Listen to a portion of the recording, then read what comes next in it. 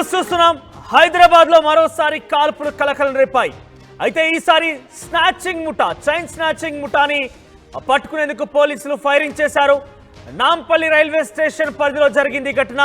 సుమారుగా ఈరోజు ఉదయం ఇద్దరిని పోలీస్ అధికారులు వెళ్లి చైన్ స్నాచింగ్ ముఠాని ప్రశ్నించేందుకు ప్రయత్నం చేశారు. కానీ వారు తప్పించుకోవడంతో ఏకంగా ప్రతిఘటించారు కూడా. వాళ్ళ చేతిలో కూడా కొన్ని ఆయుధాలున్నట్టుగా తెలుస్తోంది. ఆయుధాలతోని పోలీస్ అధికారుల మీద దాడి చేయబోగా పోలీస్ అధికారులు ఫైరింగ్ చేశారు. దీంతో ఒకరికి గాయాలయ్యాయి, ఆసుపత్రి తరలించారు. సో ప్రస్తుతం పోలీసుల అదుపులో 3 దొంగలున్నారు. నాంపల్లి రైల్వే స్టేషన్ దగ్గర అనుమానాస్పదంగా తిరుగుతున్న 4 వ్యక్తులను పోలీసులు గుర్తించారు. ఇక తప్పించుకునే ప్రయత్నంలో పోలీసు డెకాయ్ టీం కాల్పులు జరిపింది. ప్రయాణికులను దోచుకుంటుండగా పట్టుకునేందుకు పోలీసులు ప్రయత్నం చేశారు. ఇక పోలీసులపై గొడ్డలితో దాడి చేసేందుకు దొంగలు ప్రయత్నించారు. దొంగలపై కాల్పులు జరిపిన పోలీస్ ఎయిర్ కానిస్టేబుల్ ఇటీవలే నగర శివార్లో పార్టీ దొంగల ముఠాపై పోలీసులు కాల్పులు జరిపారు. ఇక 2 దొంగలు కూడా పట్టుకున్నారు పోలీసులు. సో పెద్ద ఎత్తున కలకలం రేపుతున్న అంశం కూడా. సో రాష్ట్ర వ్యాప్తంగా మరోసారి ఈ కాల్పుల అంశం చర్చనీయాంశం అవుతోంది. ఎస్ స్పాట్ నుంచి అందుబాటులో ఉన్న ప్రతినిధి దేవిక. ఎస్ దేవిక, ఏం జరిగింది? పోలీస్ అధికారులు కాల్పులు జరపడానికి గల కారణం ఏంటి? సో వాళ్ళకి ముందస్తు ఇన్ఫర్మేషన్ ఏ రకంగా తీసుకురాగలిగారు? సో వాళ్ళని ప్రతిఘటించారా? వాళ్ళ దగ్గర ఏమైనా ఆయుధాలు దొరికాయా దొంగల దగ్గర?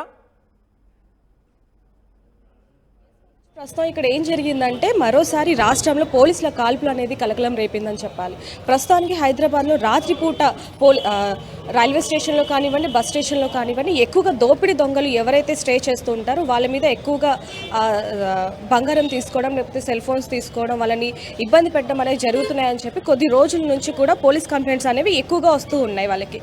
అయితే దాంట్లో భాగంగానే కొద్ది నెలల నుంచి పోలీసులు నిఘా పెట్టినప్పటికీ కూడా అక్కడక్కడ కొన్నిసార్లు మన గతంలో కూడా చూసుకుంటే ఒకసారి పోలీసుల కాల్పులు కూడా దోపిడీల దగ్గర జరిగాయనేది కూడా మనం విన్నాం.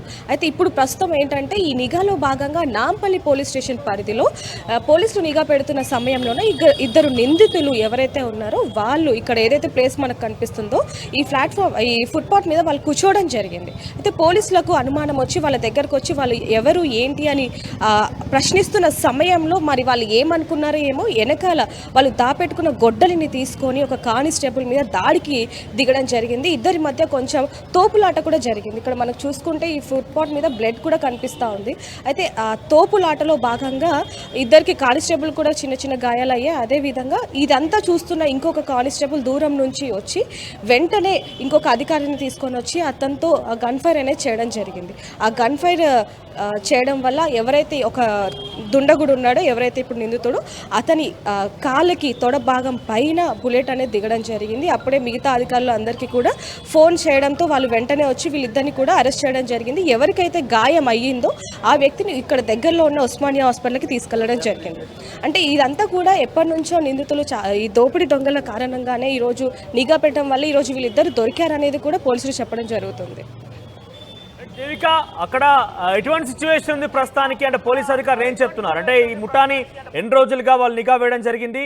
సో వాళ్ళకి సంబంధించి సమాచారం ఏదైనా ఉందా? వాళ్ళ పేర్లు కానీ లేకపోతే వాళ్ళ లోకలా నాన్ లోకలా ఏం చెప్తున్నారు?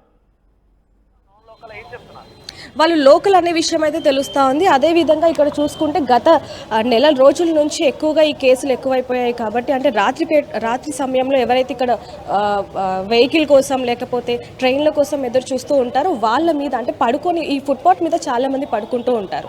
అంటే ట్రైన్ లేట్ అయిందనో లేకపోతే ఎవరి కోసం ఎదురు చూస్తూ ఇలా రెస్ట్ తీసుకున్న సమయంలో వాళ్ళ దగ్గరికి వచ్చి వాళ్ళని బెదిరించి వాళ్ళ మెడలో ఉన్న బంగారం లేకపోతే సెల్ ఫోన్, డబ్బులు ఇవన్నీ దొంగతనం చేస్తున్నారు ఈ దోపిడీ దొంగలు అని చెప్పి